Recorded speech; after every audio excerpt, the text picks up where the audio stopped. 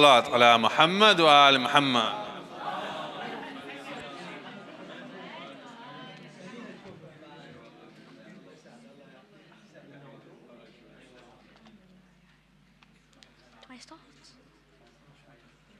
Should I start? Okay. أعوذ بالله من الشيطان الرجيم.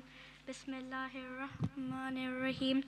إن الأبرار يشربون من كأس كان مزاجها كافورا أين يشرب بها عباد الله يفجرونها تفجيرا يوفون بالنذر ويخافون يوما كان شره مستطيرا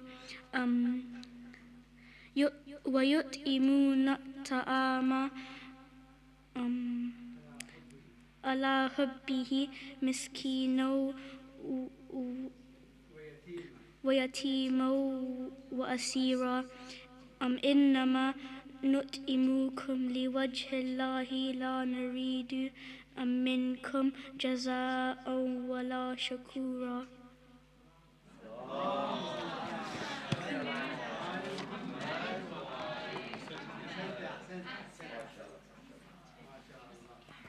Thank you so much for that beautiful recitation. We're now very fortunate to have Dr Gurdofarid Miskinzoda, who will be speaking to us on Shaykh al-Mufid, Kitab al-Irshād, Shaping the Foundations of Shia History and Theology. Let's welcome her. Salat ala Muhammad wa ala Muhammad.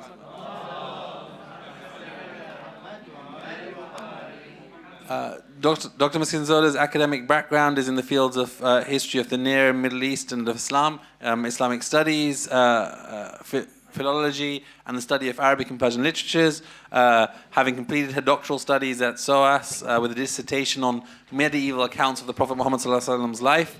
Dr. Miskinzoda joined the Institute of Ismaili Studies as a research institute. She has served as the scholarships coordinator, the Shia studies coordinator, and is currently the managing editor of the Shia Heritage Series. And we're very fortunate to have her here today. Salawat ala Muhammad wa ala Muhammad.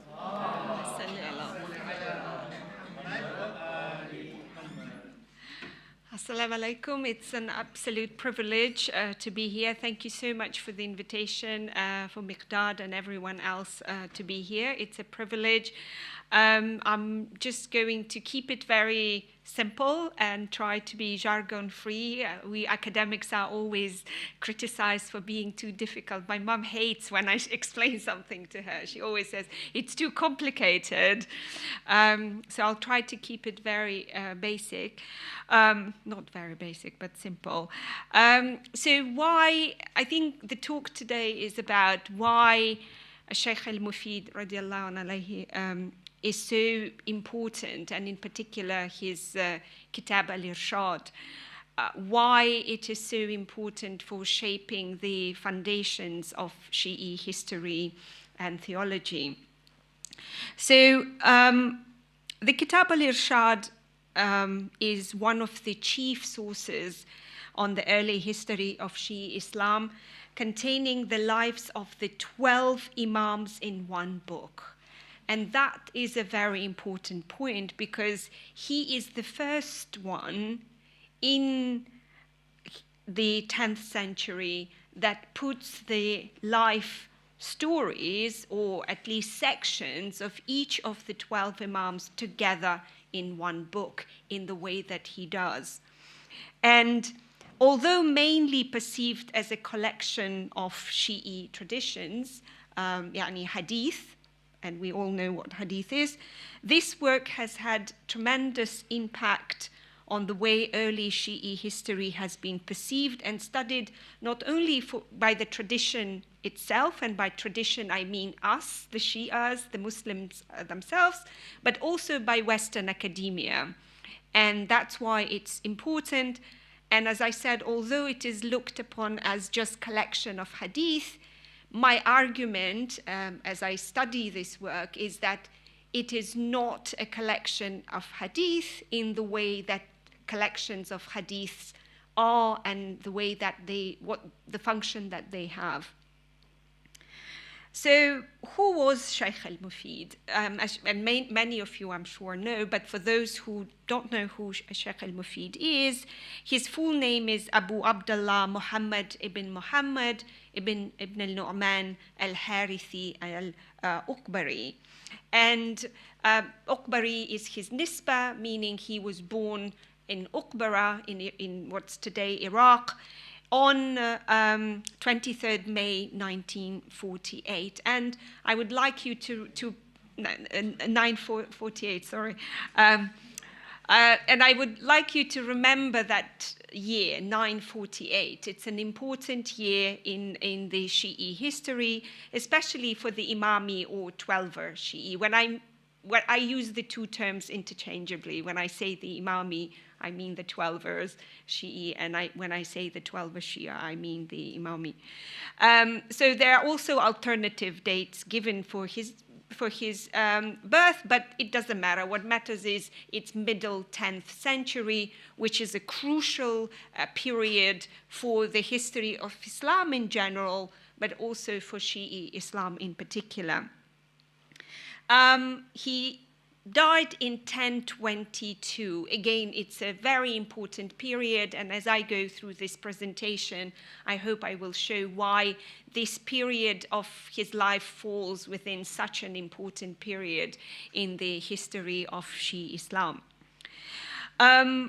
His major works are al-Ikhtisas, Kitāb al-Irshād, al-Amali, and al-Fusul al-Ashara fi al-Ghaiba. And you can see from the titles that the two, Kitāb al-Irshād, which is the book of guidance, it's a hadith collection, but as I will argue, it's more a historical narrative, or at least it claims to be historical narrative.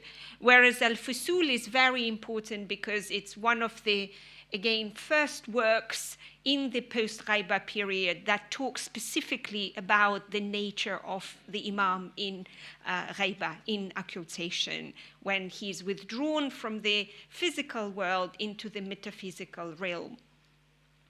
And al-Amali, as most of you would know, are basically lectures, notes from lectures of scholars, but usually they are organized by topics on which the lectures are given. He is also important not because of his own work, but the influence that he had on some of the major scholars of the Shi'i tradition, and among them, and you can see the name, al-Sharif al-Radi, who is key, al-Sharif al-Murtada, who was again one of the key builders of the theology or theological argumentation in the Imami tradition, but general for all the Shia, the kind of argumentation that he put forward were crucial. And al-Tusi, obviously. Tusi is one of the, two of the Tusi's work, as we will see, are among the 4 canonical Shi'i collections. So you could see that al-Shaykh al-Mufid, not only what he did on his own terms, but the scholars that came after him, the influence that on them was quite crucial. So Kitāb al-Irshād is taken as one of the most important works in the early Shi'i tradition. However, when I started teaching on the history of Shi'i Islam, the questions that the students were asking, and that this is sometimes one of the most important ways in which you start developing your research projects, is why are the students asking that question? That means that there is something there, is that people talk about its importance, but in effect, I haven't seen an analysis of the text and how the text is built. Like, we talk about the fact that it's the lives of the 12 Imams in one book, but how does he build that narrative going from the life of one Imam to the other, to the other, to the other, and what does it mean to put these 12 life stories in one?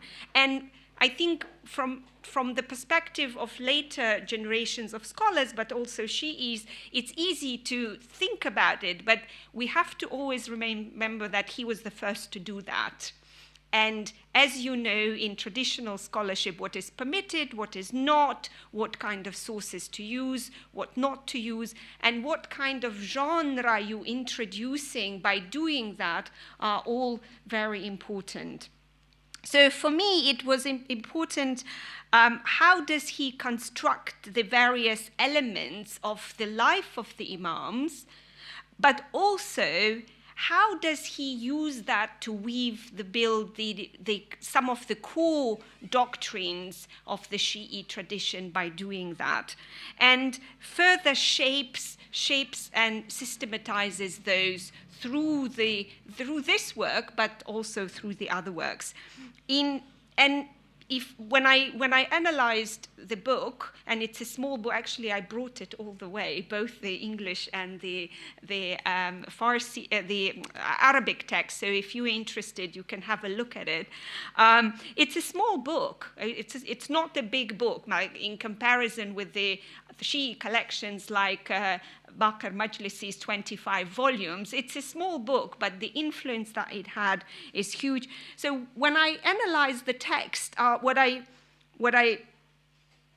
saw is obviously that he uses narrative as a principal tool of historical discourse to articulate and further refine some of the key doctrinal points that were starting to be articulated since the lesser occultation, the al-Ghaiba al-Sughra of the 12th Imam, alayhi salam.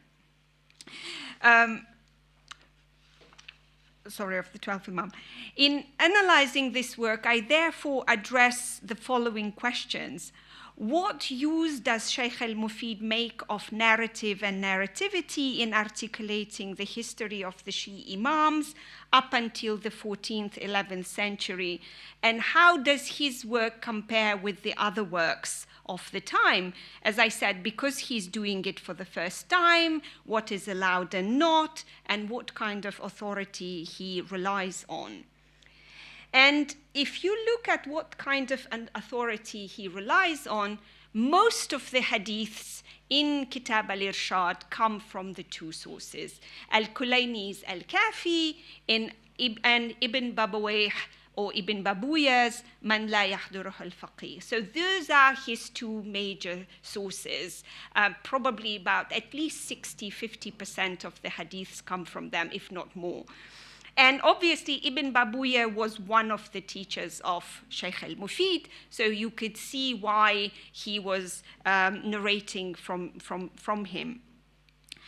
But if you look at the canonical collections, or the four major Shi'i collections of Shi'i hadith, al-Tusi's are two of those. So in a sense, the two major collections are the ones that he uses, and the two major collections belonging to al-Tusi are influenced by his teaching. So he is kind of an important element in connecting these four important collections to each other.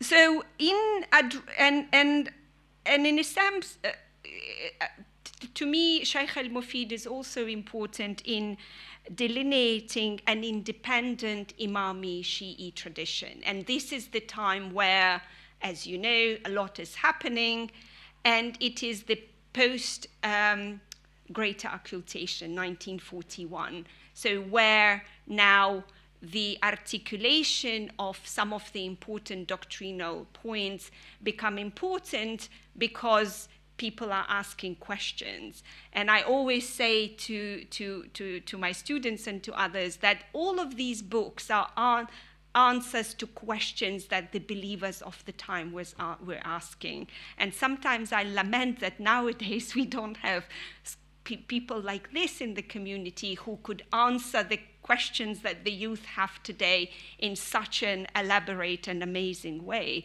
These are all answers to questions, you know, why do we believe in this and this? What is the role of the Imam, etc., etc. So in addressing these questions, what I also then, I mean, what anyone can see in the work, that he plays across various disciplines. He relies on hadith, but he also uses other disciplines to bring in, to build his argument, not only for two important things that he is dealing with, and one of them is articulation of the doctrine of imamat and the occultation of the 12th imam, but also on the role of the ulama, of the role of the scholars as the functioning imams in the ghaiba, during the period of the ghaiba of the imam. And in doing so, what he also does is he uses the narrative technique and building the narrative of each of these, let's say, 12 biographies, but also weaving into that some of the important aspects of the belief system as it was, and as he was also pushing it to develop, especially as I said, in terms of the role of the scholars looking after the community. So why his role, and obviously the role of the other scholars, is important is, we know we had the period of lesser occultation of the 12th Imam, where you had the leadership of network of trustees and ambassadors of the Imam. And usually we talk about the 4 ambassadors, but there were more. And as the time came in the beginning, when even during the life of the imams, the historical imams, you had many ambassadors. You had their imams' representatives going around, talking to the Jamaat, talking to the community, bringing khums and zakat to the imam, etc., etc. So it is with the end of the lesser occultation in 1941, al-Ghaiba al-Sughra, that the role of the ulama becomes critical. And what we have is this very complex chart, but I think it's, to make it very easy, is that you now have scholarly tradition being developed within the Imami community as a response to the fact that you no longer have access to a living, present, reigning Imam. And the community then works with all the hadith and reports and teachings of the Imam to systematize them, to make sense of them, and to build basically, to make sure of the survival of the community in the post-Ghaiba period. And it happens at the time where you have Baghdad, obviously, you have the Abbasid dynasty, you have the Buyids coming with their Shi'i sympathies. We don't know exactly what type of Shi'is they are, but they are Shi'i sympathizers, where now you have scholars able to work on these aspects. But you also have a period where the Mu'tazila are still very influential. And this is where what we recently had a colloquium in which we call the encounter, not the influence, but the encounter of the Mu'tazila and the Shi'i happens. And you could see the influence of, and I have put the arrows there, the exchange and influences of the Mu'tazili thought on the Imami Shi'is, which is very important, in particular in the fact that the ahd, the covenant, the original covenant that God made with human being, that he will never leave the human being without a guide, that he has to abide by that original covenant, that God must be just, and the lutf, that he has given human being in terms of guidance it always needs to be present. But it's also the development of the kind of theology that we see in the two schools. So if you look at the school of Qum, which is the famous Qum city, the orientation is mainly towards the traditions, the study of the hadiths themselves, and the teachings of the Imam from these traditions only, and establishment of the doctrine of occultation and the line of the 12 Imams. And Kulaini is obviously one of the important scholars in that school, and Ibn Babawayh. But in school of Baghdad, to which Shaykh al-Mufid belongs, you now see if not the development of jurisprudence, but the seed for the development of jurisprudence, of the Shi'i jurisprudence, and orientation towards tradition, but use of individual judgment of a scholar. And this was a huge thing. Remember, until then, you had the Sunni tradition, where ijtihad is no longer allowed, as we all know that phrase, the doors of ijtihads are closed. I mean, in reality, the case is different, but at least the scholar is not allowed to exercise individual reasoning, ijtihad. And you have the Shia, who have access to the Imam, or some of them at different times of their history, and some of them don't. So quite complex. But since the time of the occultation of the 12th Imam, you now also have the need for the articulation of jurisprudence, or for the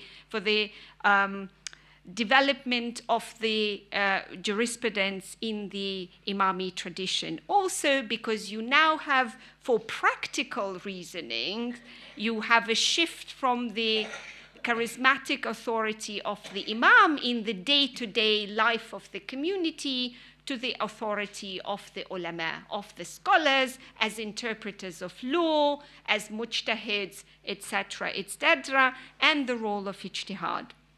So the role of al-Sharif al-Radi, al-Sharif al-Muttada, Shaykh al-Tusi are important in that. And then you have the school of Hilla developing with Allama al-Hilli, where you have stronger emphasis on ijtihad by trained mujtahids. The ulama are permitted to exercise ijtihad. So I'm not going to go more into that technical aspect, but you could see that Mufid lived in a very crucial for the 12 Shi'i to Imami tradition period.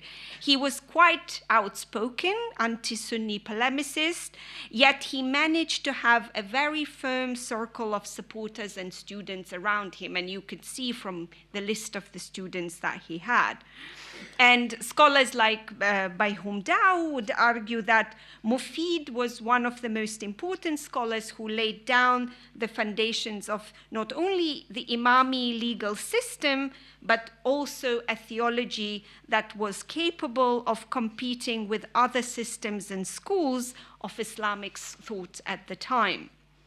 And at the time of his life, Shi'i Islam was already considering itself as an independent religious tradition. So 948 to 1022, that's his lifetime. And the articulation of the doctrine of imama with the concept of occultation and the role of the ulama becomes a key for the survival of the community in the post-Ghaiba period. So if we look at the structure of the work of Kitab al-Irshād, it has two parts, mainly. And the first part is the life of the commander of the faithful, Imam Ali ibn Abi Talib, alayhi salam. And that is basically half of the book. That's half of the book. And the other half, which is part 2, is then the lives of the other imams. And many scholars have argued that in laying down the 12 sections in the book, and obviously in today's edited sections, they are nicely, neatly edited into 12 sections. Obviously, in the manuscripts, there was not such, neatly written, nice sections. But anyway, you can see the beginning of the life of each of the imam and the end of it. I think the core is, and the theological, obviously, argument is the fact of the 12th imam, that the imam has existed, that his name, that he had a clear nas, that he indeed existed, and all of that. And that is the main purpose of putting these 12 lives together, because you are having them as one history of the life of the historical imams up until the time of the occultation of the 12th imam. And I think from today's point of view, it sounds very easy, very self-explanatory, but when you look in comparison with the hadith collections, because as I said, Shaykh al-Mufid uses the same hadiths. It's just the function that they play for him is different from the function that they play in al-Kulayni's book and in Ibn Babawayh's book, because for Shaykh al-Mufid, it's not about the topics under which they come. It's the narrative, it's the organization of the chronological narrative of each of the life of the imams, but also of the 12th imams as a whole. And that is the most important way. And then obviously after him, many were doing it, but he was the first one putting it in that way. So in a sense, the picture that this represents is basically this, yeah? It's almost a pictorial representation, and you can see each of the imams in this picture are depicted with the symbols with which they are mainly associated. And you can see that Imam Muhammad al-Baqir alayhi salam and Imam Ja'far al-Sadiq alayhi salam, they are depicted with books, because they are the imams who are the major transmitters of the hadith. Like 80% of the hadiths in most collections of Shi'i hadiths would go back to the two imams. And it's not surprising that many of the hadiths that shape the doctrine of imama in the Shi'i tradition in general, whether it's Zaydi, whether it's Twelver, whether it's Ismaili, they all go back to these two imams. Or they are transmitted through, even if they go to Imam Ali, or even they go to the Prophet Muhammad, sallallahu alaihi wasallam, they all go through these two imams. And that is the core of the theological argument that Shaykh al-Mufid was one of the key scholars in building. How much time do I have? Okay, yeah. So if we now look at the more kind of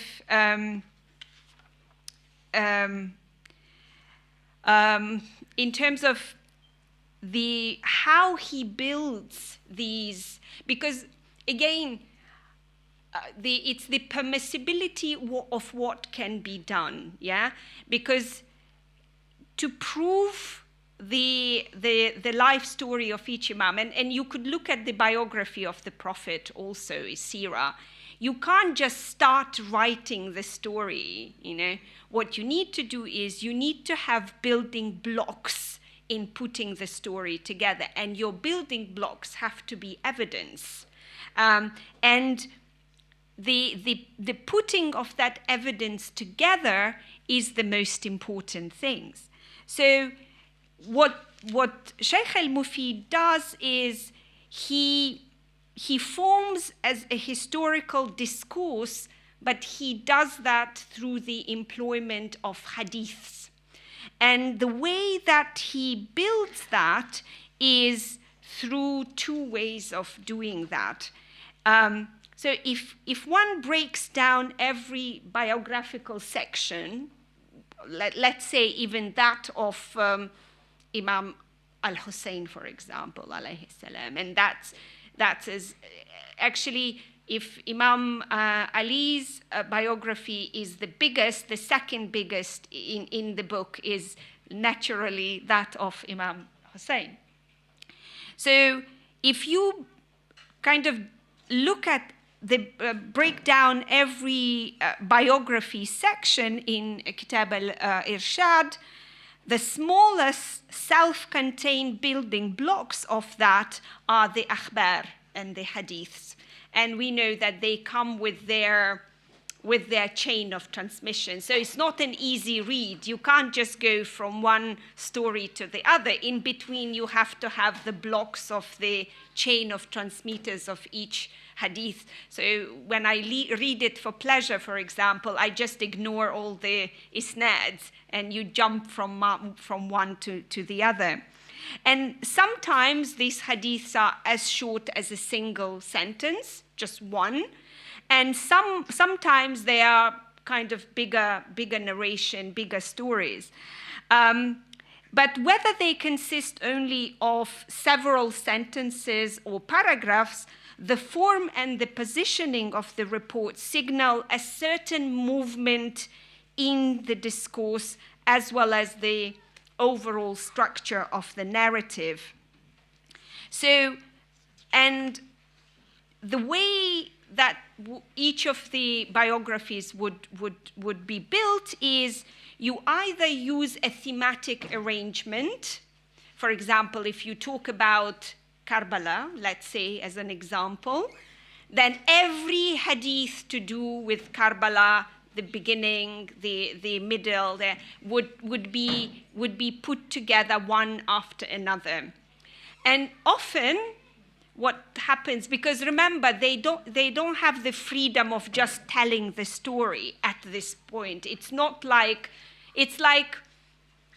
in the wider Muslim tradition, comparing Sirah to the Qisas al-Anbiya. Yeah, it's a different way of telling the story, and very often you will have many versions of the same hadith pertaining to the same theme, one after another.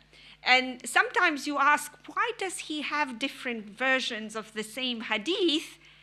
Even sometimes they are contradicting each other. But then when you analyze them, you see that even when they contradict each other, the choice is very deliberate. And the reason that the choice is very deliberate, because even if that hadith contradicts to some extent the hadith before or the khabar before, whichever term you want to use, it adds something that the previous khabar or the previous hadith did not have. So in a sense, it introduces a new element to the story that you wouldn't have had if you didn't have the different versions of the same hadith in there. And then the next hadith after picks up that element and adds another element to it. And then you stop at the number that is sufficient for you for your own argument. And I think when I did my study on biographies of the Prophet, I found out that many of the authors would not argue to say this hadith is right or wrong.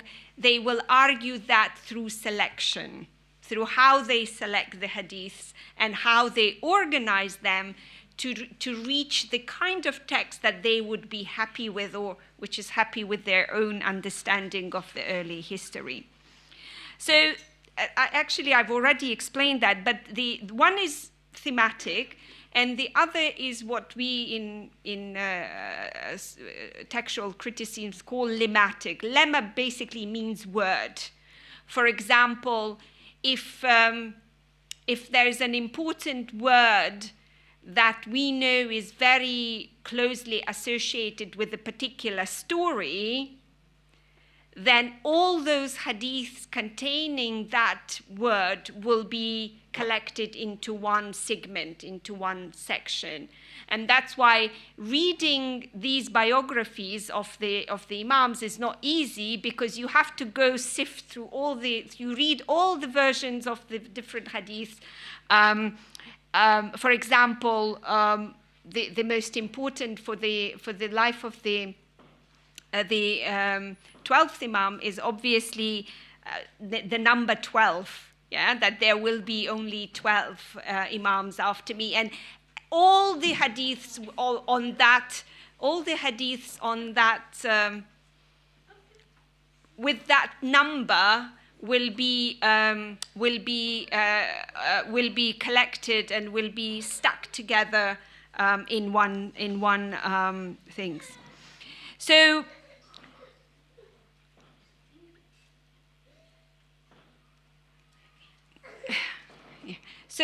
that's how the narrative is built. And if you look at the nature of the narrative in Kitab al-Irshād, it shows the importance and meaning of a story or an event is eminent in the context within which it is placed, not in itself as such. You can have a particular hadith not in the place where you, for example, expect it, but in somewhere else where it makes a theological argument. For example, when I was doing an article on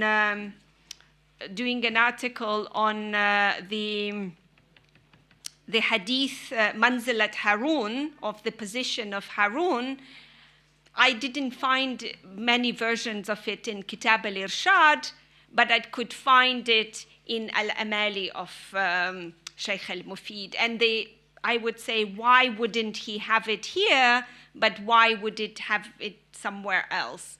But it's because he chooses sufficient number of hadiths to build his own narrative, or the narrative that kind of answers his needs. Obviously, he had access to Kulayni's Kafi. He had access to all versions of hadiths, but he chooses the one that he thinks is safest to make the argument in particular in relation to each of these aspects. So it's also, one can also say that the meaning of a report and its variance inheres within the context of its use, and simply moved to another context and used in a different purpose, it can take a totally different meaning and task. For example, if we move the hadiths that are pertaining to the nas that Imam Ali receives to a different segment, then they lose their importance in terms of the argument that they are making. So in thematic construction, techniques of structuring the narrative by arranging available reports around particular events and themes that have been associated with it in the tradition are used for various reasons. In other words, using individual reports of various lengths as building blocks for the chronologically arranged narrative is one of the most important techniques in creating the narrative in Kitab al-Irshād, and is at the same time its most important characteristics. But the downside to it is, when you read Kitab al-Irshād, you sometimes you will be disappointed. So I don't want you to just go and rush to Kitab al-Irshād and think that you'll have the whole story of each of the imams. That unfortunately won't be the case, because sometimes with each of the imams, only the most important aspects of their life are covered, basically, are highlighted, and other aspects are basically not even mentioned. So when you read it, please don't be disappointed. Don't say that I promised you the biographies of the imams will be there, but they're not. But I think it's and Hayden White, who I love very much, would argue that very often it's not the content itself that is important, but it's the form in which that content is presented. So for me, Kitab al-Irshād its content you can find in any hadith collections, or even in al-Shaykh al-Mufid's other books like al-Amali. But it's the form of this book that makes as a whole a theological argument for the historical discourse that was very much key for the Shi'i, for the Imami community, for Shi'i community at the time. And that is where the worth of the book lies, basically. So I'll finish with that, and if you have any questions, I'll leave it on this one because it's a useful slide. Thank you. Thank you very much. Salat ala Muhammad wa al Muhammad. Allahumma salli ala Muhammadin wa ali. We have some time for questions, so let's start. Thank you. Just a note, for those who are watching online, we will be switching off the live stream. Next time, hopefully come in person.